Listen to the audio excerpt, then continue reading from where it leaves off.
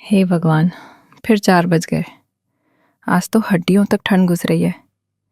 हिम्मत कैसे करूं? ये अंधेरा, ये सर्दी, मेरा दिल बैठा जा रहा है। बहू, सूरज सिर पे चढ़ाना है क्या? सुबह का खास समय हाथ से निकल रहा है। हमारे परिवार का रिवाज टूट गया तो घर से खुशियां और बरकत जाते देर नहीं लगेगी। याद है ना, नियम तो नियम होता है। रोज सुबह 4 बजे इस बर्फ जैसे ठंडे पानी से नहाना, ये कैसा रिवाज है? क्या कोई रस्म मेरी सेहत से, मेरी जान से बढ़कर हो सकती है? मेरा शरीर अब जवाब दे रहा है। अलार्म? मैंने तो नहीं लगाया। चलो बहू, उठ जाओ। मैंने ही लगाया था। हमारे घर की औरतें सूरज उगने से पहले जल्दी सुबह नहाकर ही पूजा करती हैं। सालों से यही हमारे घर का रिवाज है। इसी से घर में खुशी और शांति बनी रहती है और सेहत भी अच्छी रहती है। माँ जी, पर इतनी ज्यादा ठंड में पानी तो बर्फ जैसा ठंडा होगा। डॉक्टर भी कहते हैं कि अचानक इतने ठंडे पानी से मेरे मायके में तो। रिवाज मौसम देखकर नहीं निभाए जाते बहू। हिम्मत रखो। हम भी तो सारी उम्र ऐसे ही नहाते आए हैं। क्या कुछ बिगड़ गया हमारा? बल्कि हम तो और मजबूत हो गए। ये आजकल की लड़कियों के नखरे हैं बस। चलो जल्दी करो, मुहूर्त निकला जा रहा है। आयशा, ये क्या हालत बना रखी है? तुम तो बुरी तरह कांप रही हो। होठ भी नीले पड़ गए हैं। ठीक हो? जी, मैं ठीक हूँ। बस थोड़ी ठंड है। पूजा की तैयारी करनी है। पर माँ भी ना, उन्हें समझाना चाहिए। ये कोई तरीका नहीं है। मतलब ये सिर्फ एक दिन की बात नहीं, अब हर सुबह यही होगा। हर रोज इसी ठंडे एहसास से गुजरना होगा। आयशा, तुम्हारी खांसी ठीक नहीं हो रही। चेहरा भी कितना उतर गया है। चलो, आज शाम डॉक्टर के पास चलते हैं। डॉक्टर क्या करेंगे रोहन? दवाइयाँ भी तब तक असर नहीं करेंगी। ये सब रोज सुबह उस बर्फीले पानी से नहाने की वजह से है। अब मुझ में बिल्कुल ताकत नहीं बची। हर सुबह मौत से लड़कर आती हूँ। अरे, संभाल कर बहू। अभादन, एक काम ढंग से नहीं होता तुझसे। ऊपर से घर का सामान तोड़ती है। मायके से कुछ ढंग सीखा भी है या नहीं? ये सब बहाने हैं काम से बचने के। ड्रामा करना खूब आता है। रोहन, मेरी तबीयत सच में ठीक नहीं रहती। मुझसे अब ये बर्दाश्त नहीं होता। क्या मैं कुछ दिन गर्म पानी इस्तेमाल कर लूं? प्लीज़, माँ जी से एक बार बात कीजिए ना। मैं उनसे कहने की हिम्मत नहीं कर पा रही। आयशा, मैं तुम्हारी तकलीफ समझ रहा हूँ। पर तुम माँ को तो जानती हो ना, अपने रिवाजों को लेकर कितनी पक्की हैं। अगर उनकी बात टाली तो घर में बहुत बड़ा झगड़ा हो जाएगा। उनके लिए ये रिवाज उनकी शान है।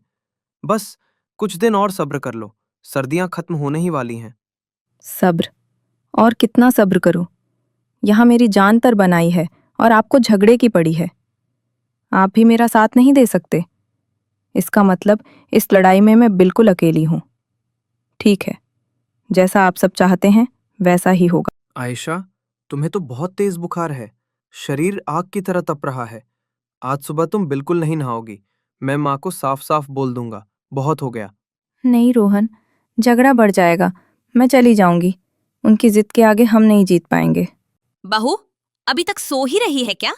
आज तो ग्रहण से पहले नहाने का सबसे अच्छा समय है। देखा, इन्हें तुम्हारी कोई परवाह ही नहीं है। तुम नहीं जाओगी मतलब नहीं जाओगी। जाना पड़ेगा रोहन। रिवाज। आयशा, आयशा, दरवाजा खोलो। क्या हुआ रोहन?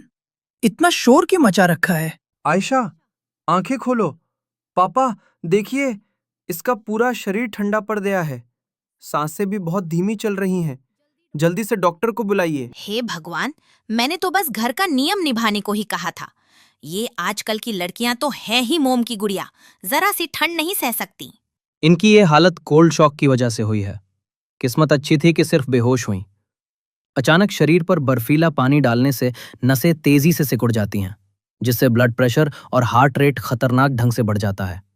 अगर किसी को पहले से दिल की समस्या हो या शरीर कमजोर हो तो हार्ट अटैक या ब्रेन स्ट्रोक का खतरा भी बन सकता है। और ये सोचना कि इससे इम्यूनिटी बढ़ती है, एक बहुत बड़ी गलतफहमी है।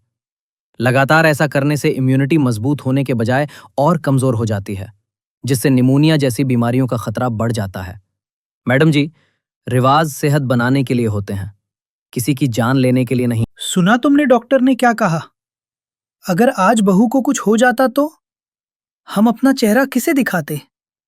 सिर्फ एक रिवाज के लिए जो इसकी जान का दुश्मन बन गया है। निर्मल, मैं तुम्हारी भावनाओं की इज्जत करता हूं।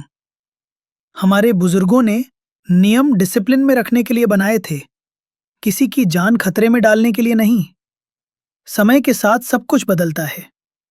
जो रिवाज आज के समय में खतरनाक और अव्यवहारिक बन जाएं, उन्हें बदलने में ही समझदारी है। बहू हमारी बेटी जैसी है, उसकी सेहत हमारी जिम्मेदारी है।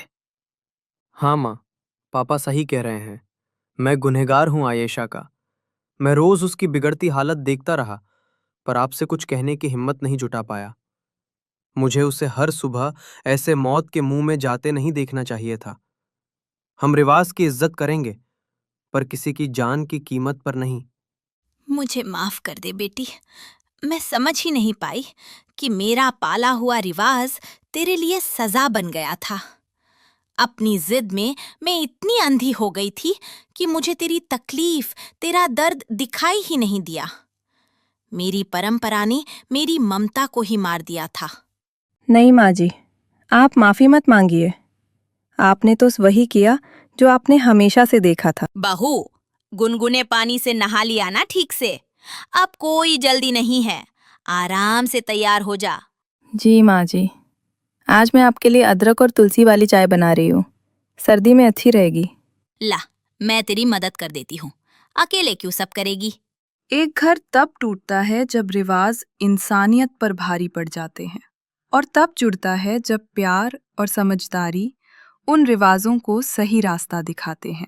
इज्जत का मतलब आंख बंद करके हर बात मानना नहीं, बल्कि एक दूसरे की सेहत और खुशी का ख्याल रखना भी है। परंपरा वो है जो परिवार को जोड़े, तोड़े नहीं।